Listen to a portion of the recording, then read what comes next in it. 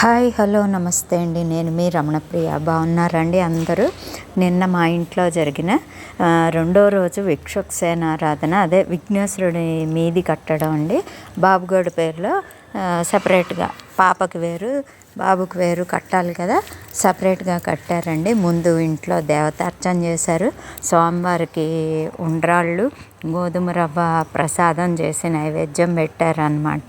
స్వామివారి ఇంట్లో దేవతార్చన జరిగిన తర్వాత నిన్నట్లాగేనండి తిరగలి, శనగలు విసరటం, కేజీంపావు బియ్యం విఘ్నేశ్వరుడి మీది కట్టడం, ముగ్గురు ముత్తైదువులు, ఇవన్నీ అన్నమాట యథావిధిగా చేసాము. చాలా మంచిగా జరిగింది.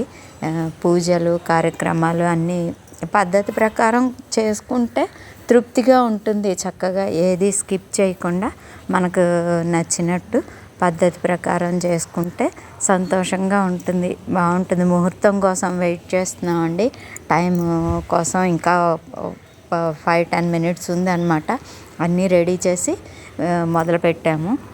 ముగ్గురు పెద్ద ఆవిడండి, పెద్ద ముత్తైదువ, మా కజిను, నేను అన్నమాట. ఏదో వేసేసి తిరగలు వేసి శనగలు తిప్పి ఒక్కొక్కరికి ఒక్కో పద్ధతి ఉంటుంది కదండి.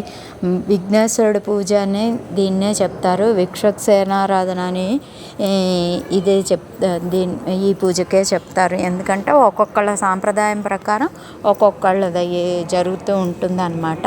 కానీ సంతోషంగా టైం ప్రకారం అన్నీ చేసి చక్కగా తాంబూలాలు ఇచ్చి ముగించేసాము. బాగుందండి, బాగా జరిగింది. మా ఇంట్లో అన్నీ ఇప్పుడు రెండు జరుగుతున్నాయండి. 2 డబ్బాలు, అన్నీ 2 పెళ్ళిళ్ళు కదా.